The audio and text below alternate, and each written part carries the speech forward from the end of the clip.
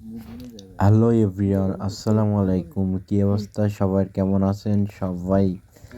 Welcome to my new blog. আজকে একটা মাছ ধরার ভিডিও আপনাকে শেয়ার করব। আমার যে ক্যামেরাম্যান, ওরে আসতে বলছিলাম বাট ওই আসে নাই ভাই।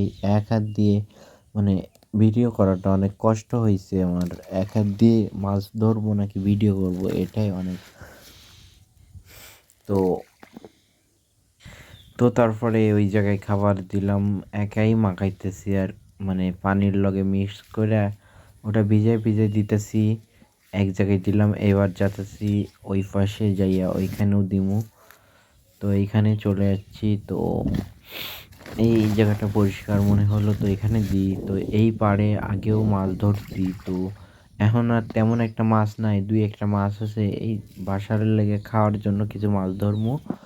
তো এখানে খাবার দেয়া কমপ্লিট, এখন একটু ওয়েট করি। তো অত সময় তো ওয়েট করবো না, ভিডিওটা কেটে দিচ্ছি। তো এক হাত দিয়ে মাছ মানে খেওন দিয়েছি, তো অন্য হাত দিয়ে তো ক্যামেরা ধরাটা সম্ভব না।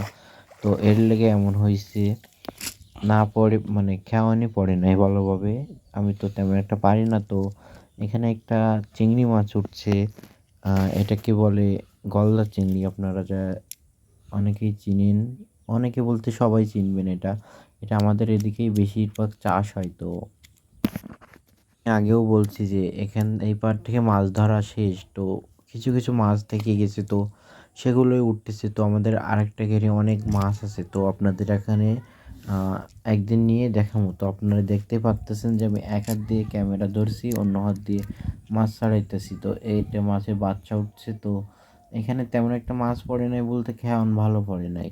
খেয়ন না পড়লে মাছ পড়ে না। তো দ্বিতীয় জায়গাটায় আমরা চলে আসছি এখন মাছ ধরার জন্য। তো এখানে 5 মিনিট ধরে ক্যামেরা সেট করতেছিলাম, বাট কোথাও হয় নাই। তো আগের বারের মতো হয়েছে। তো দেখা যাক কি হয়।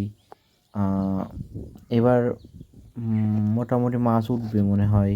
তো এইগুলো উঠছে। তো আরেকটা এই জালের থেকে ছাড়িয়ে যাইতেছিল, আমি অফ ক্যামেরায় ওটা নিয়ে এখানে তুলে রাখছি। তো এই মাছটার সাইজ অনেক ভালো, আলহামদুলিল্লাহ।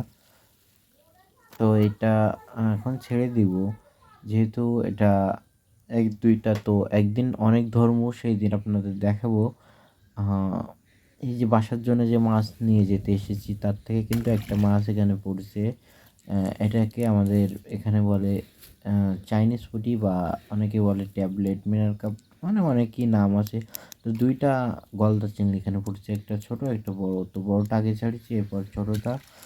তো এই মাছটা নিমু খাওয়ার জন্য। এই মাছটার ওয়েট মানে তেমন একটা না, 500-600 হইতে পারে, তার থেকে বেশি 800-900 হতে পারে। ক্যামেরায় দেখা যাচ্ছে মোটামুটি খারাপ না। তো ভাবতেছি এভাবে এক হাত দিয়ে ক্যামেরা আর ফোন ধরে এভাবেই তো মাছ মারা সম্ভব না। তো এখন ক্যামেরা রেখে যাইতে হবে মাছ মারতে। এই যে কাঁকড়া, এই এই ঘেরে প্রচুর পরিমাণ কাঁকড়া, যেগুলো অনেক ঝামেলা করে। তো ওইখানে একটা দেওয়ার পরে এইখানে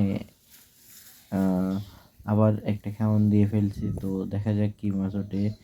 ইনশাল্লাহ মোটামুটি জাল টানতেছি, বাট মাছ থাকবে কিনা জানি না। এক হাত দিয়ে জাল আর এক হাত দিয়ে ক্যামেরা ধরাটা অসম্ভব ব্যাপার। তো ফাইনালি এই মাছ উঠছে। তো আমি আরও কিছু খেয়ন দিয়েছি। তো বেশি মাছ নিব না বলতে, আমার সময় না, আমার অন্য কাজ আছে। তো আমাকে একটু বাইরে যেতে হবে। তো এখানে এখন আমি সকাল 9:30টায় আসছি, তো এখন 10টার বেশি বেজে গেছে। তো আমি এখনও বাসায় যেয়ে গোসল করে রেডি হইতে সময় লাগবে। এখান থেকে আমাদের বাসা বেশ কিছু দূর। তো একটা কাঁকড়া পড়তেছিল, তো ওইটা আমি মেরে দিলাম। এখন জালটা ফ্রেশ করব। ফ্রেশ এখন এই কাঁকড়াগুলো কিন্তু ভেঙে যদি আপনি পানিতে দেন, তাইলে কিন্তু ওই যে গলদা চিংড়ি এই কাঁকড়াটাকে খাবে, যে ঘিলু। এটা তো মোট মাছ। এই তো এখন গুছিয়ে নেব। তো একটা জিনিস খেয়াল করলাম, এইখানে ভেড়ির পাড়ে এই পোকাগুলো দেখলাম এক জায়গায় অনেক। আসলে এগুলো কিসের জন্য আসে, আপনারা যদি কেউ জেনে থাকেন তাইলে বলবেন। তো আমার জাল ঝাড়া কমপ্লিট। এখন বাসার দিকে রওনা হবো। আল্লাহ হাফেজ, ভালো থাকবেন সবাই, আসসালামু আলাইকুম।